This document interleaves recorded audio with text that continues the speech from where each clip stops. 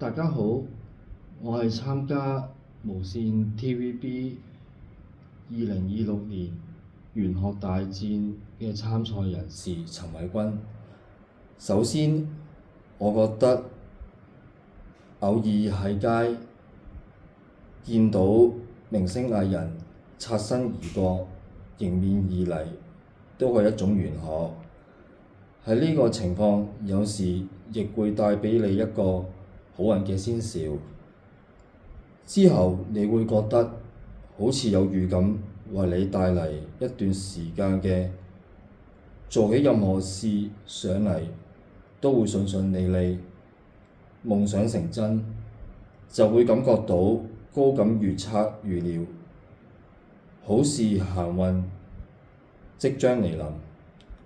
以下係我本人喺街偶爾見到藝人明星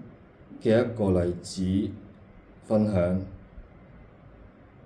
事源於喺最近上一年2025年聖誕節前夕12月頭，咁我本人喺尖沙咀街頭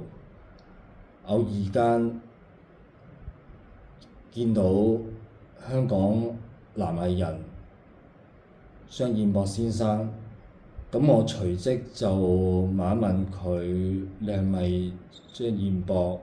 藝人啦？咁佢話係啦。咁我就問佢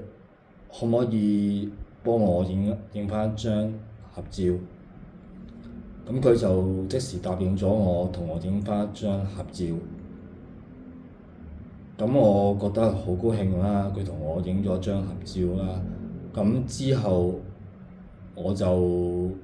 嘗試下去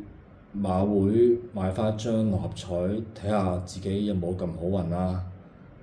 咁去到馬會就買咗2注六合彩，其中1注就中咗4個字嘅六合彩號碼，就領取咗馬會嘅彩金，一共650蚊。咁我覺得呢一個喺尖沙咀街頭見到